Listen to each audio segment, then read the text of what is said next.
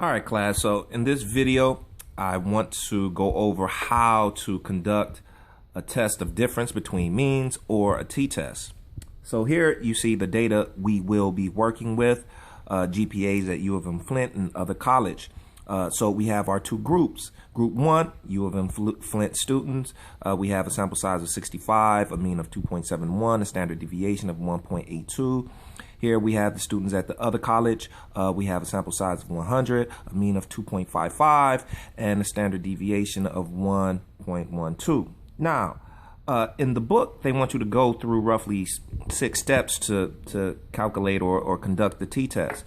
Step 1, they want you to find the mean. Step 2, they want you to find the variance. Step 3, they want you to find the standard error of the difference between means. Step 4, they want you to compute a t-ratio. Step 5, they want you to determine the critical value for t. And step 6, they want you to compare the t-ratio you calculated to the critical value to determine if there is indeed a difference between the means or not. So here we see we can skip a few steps because we already have some of the values, right? We have a mean already. We do not have to calculate a mean, but also too, we don't have to calculate variance because we have the standard deviation. And recall in the earlier chapters, we found that a standard deviation is simply the square root of variance, right?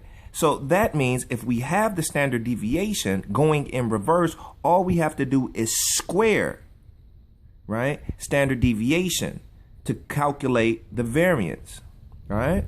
So here, if we wanted to get variance,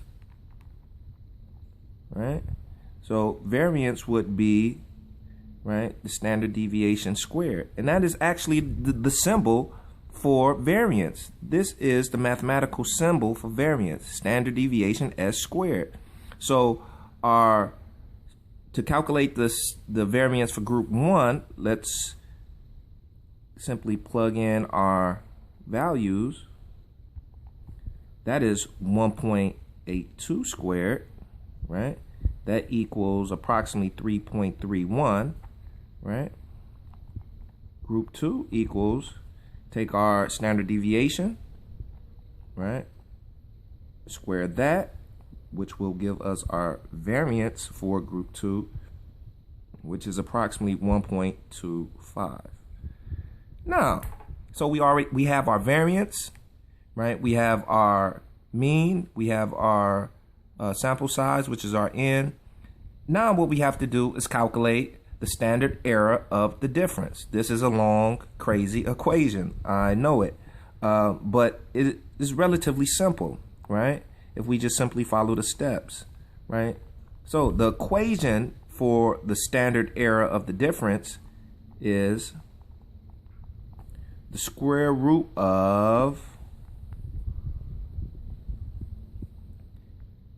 n1 times the variance. Now this doesn't mean, right, s squared, which is standard deviation squared, right? This doesn't mean you take the variance, which we just calculated, and square it. This is simply, s squared is simply the symbol that is used to represent variance in the equation. This does not mean square the variance, all right? So n1 times variance plus n2 times variance 2, right, divided by n1 plus n2 minus 2, right, times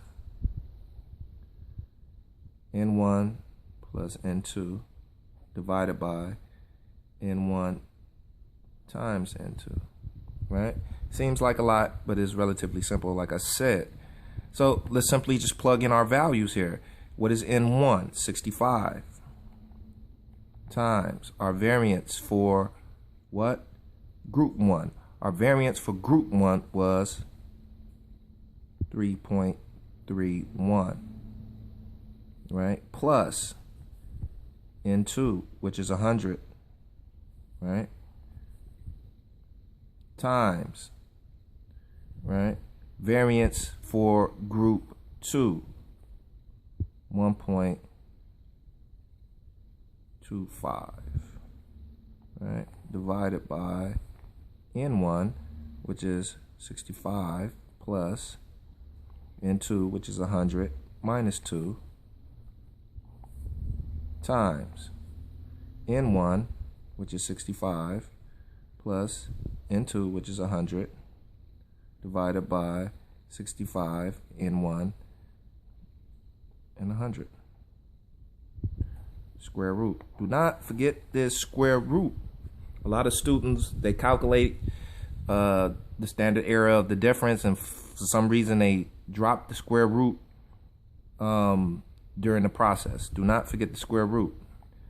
So let's just continue to do our math here. This equals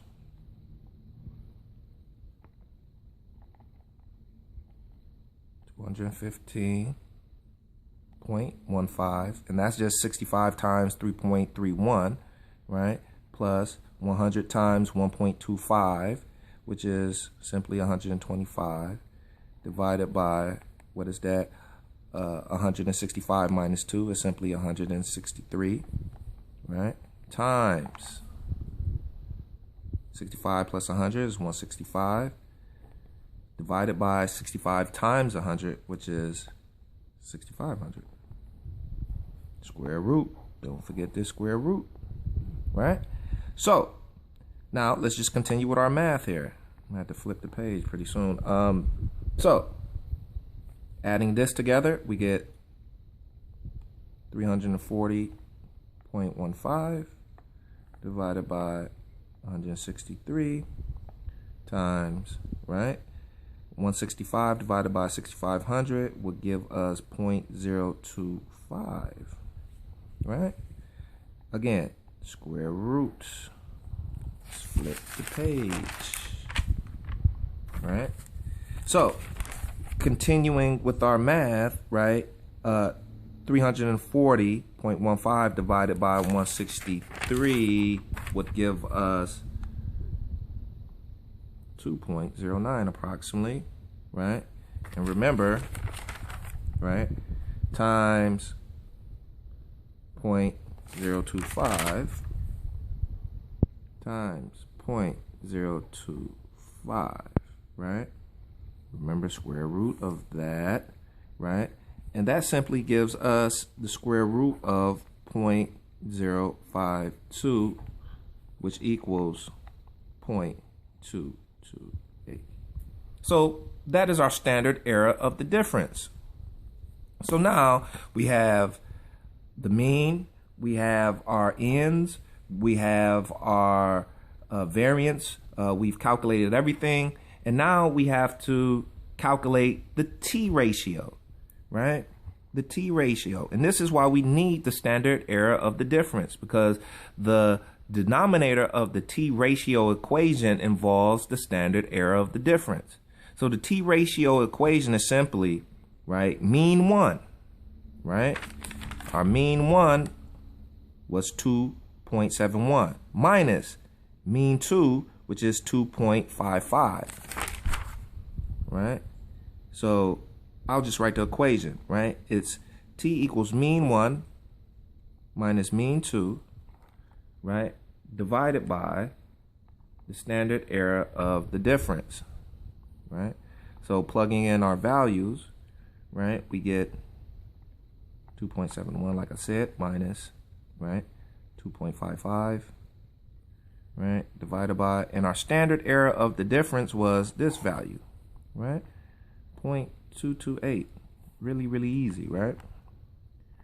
So what we get here is, right, 0.16, right? That's just 2.71 minus 2.55.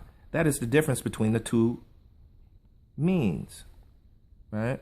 0.16 divided by standard error of the difference is 0.288, which gives us a t of approximately 0.7.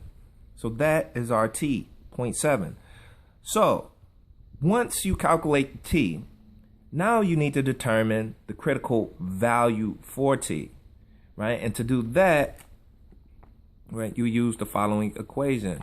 Degrees of freedom, right, equals n1 plus n2 minus 2, right? Right, and we know that is n1 was 65, n2 was 100. So that's 65 plus 100 minus 2 is simply 163. So we have degrees of freedom 63. Now what we need to do is we need to look up the critical value in table C in the back of the book, right? And I believe it is page 367. So looking at table C here, right, we need to find the degrees of freedom for 163. As you can see right here, we don't have 163. It exceeds, is far larger than 120. It only goes up to 120, but we have an infinity value here, right? So any value larger than 120, you must use the infinity value, the row for infinity. This is the row that I'll be working with, or will be working with. So for this particular question, you also have to determine a level of significance. Typically and commonly, social researchers use the 0.05 level of significance, and that's what we'll use in this problem. So looking at our degrees of freedom, which is the infinity row here, right, and the level of significance at the 0.05 level, we have a critical value, right, of t of 1.96. So going back to our problem, we chose, right, the level of significance at the 0.05 level. Using our degrees of freedom, we found that our critical value was 1.96. And now to determine and to complete the t-test, to determine if there is a difference between the means or not, right, we simply must compare our t ratio, which is this value, 0.7, to the critical value t, which is 1.96. And if it does not exceed the critical value that we have obtained, then we must retain the null hypothesis, meaning that we must conclude there is no difference in the population means.